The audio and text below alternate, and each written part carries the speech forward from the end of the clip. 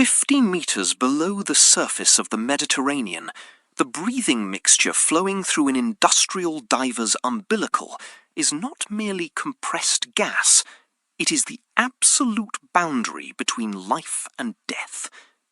The evolution of the Sicily model for commercial diving safety, governed by Italy's Legislative Decree 81 of 2008 and Sicily's Regional Law 7 of 2016, dictates every single breath taken in that crushing darkness. At Molo Samuzzo, deep within the bustling port of Palermo, the dawn breaks over the concrete docks of the CEDIFOP training centre. Here the water laps against the steel hulls of moored vessels, and the air smells heavily of salt and diesel exhaust.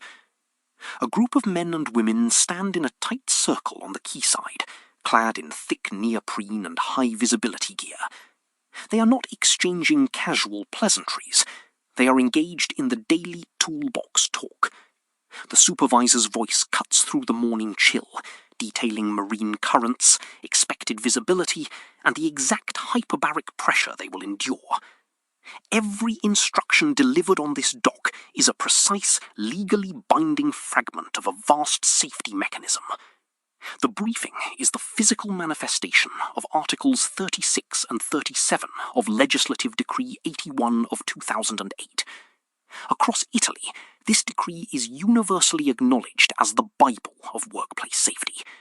It establishes a rigorous framework that demands thorough risk assessment and continuous worker training. Yet when applied to the hostile, alien environment beneath the waves, a generic risk assessment document simply shatters under the pressure. The ocean does not tolerate bureaucratic generalities. Beneath the surface, the physical mechanics of survival dominate every action. As a diver descends to 50 meters, the pressure increases by 1 atmosphere for every 10 meters. The human body is squeezed, the blood chemistry alters, and the very air becomes thick and narcotic. To manage this extreme physiology, the commercial diver relies on a precise surface-supplied breathing apparatus. Air, or mixed gas, is pumped down an umbilical cord from the surface control panel. The diving supervisor, stationed above, monitors the flow rate, the gas mixture, and the diver's depth with hawkish intensity. The supervisor is not merely a manager. In the eyes of the law, they are the absolute legal guarantor of the dive team's lives. They hold the power to abort a dive at the slightest anomaly. The communication line crackles with the rhythmic sound of the diver's breathing. If the mixture deviates by even a fraction, the consequences are immediate and catastrophic. The technical precision required to operate this equipment cannot be gleaned from a textbook. It demands muscle memory forged through hundreds of hours of submerged practice. This necessity for uncompromising, practical rigour birthed what the industry now calls the Sicily model. The island of Sicily, standing at the crossroads of the Mediterranean, took an unprecedented legislative step. The regional government recognised that the broad strokes of Decree 81 were insufficient to keep divers alive. Thus, they enacted Regional Law 07 of 2016. This legislation did something entirely unique. It bridged the gap between national Italian employment law and the stringent international protocols established by the International Diving Schools Association, or IDSA.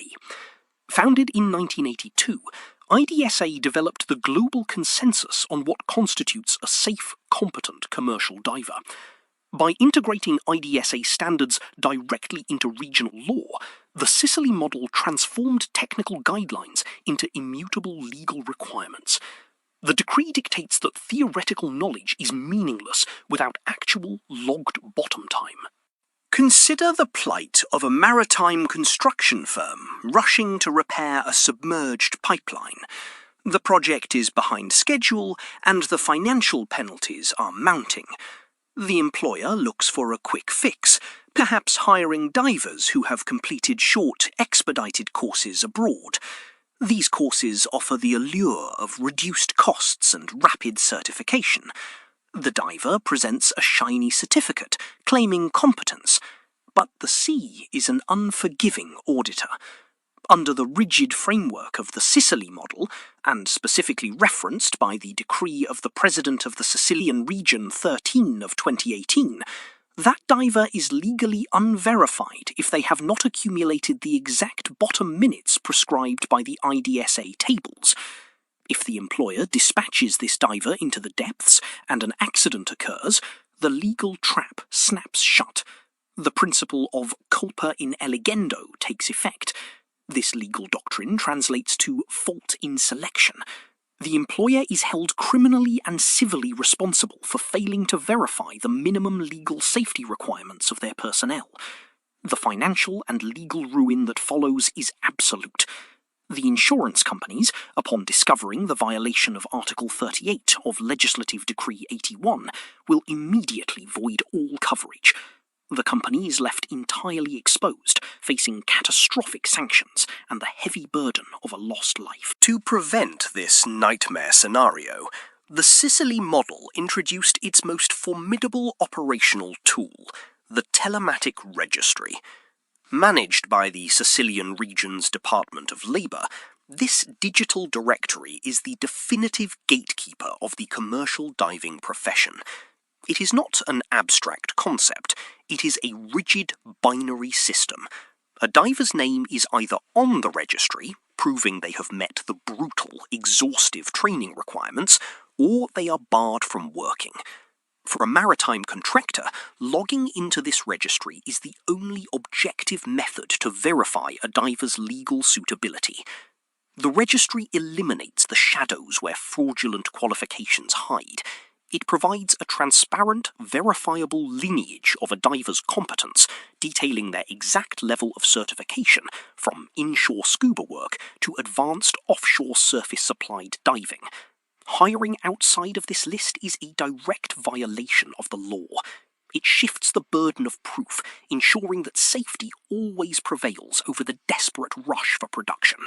The legacy of the Sicily model extends far beyond the borders of Italy. It serves as a blueprint for how regional governments can enforce absolute safety standards in highly specialized, lethal professions. At CEDIFOP, students spend months mastering underwater welding, salvage operations, and emergency rescue techniques. They learn that their equipment is not just hardware, but their only lifeline to the surface. They are taught that safety is never a burdensome cost.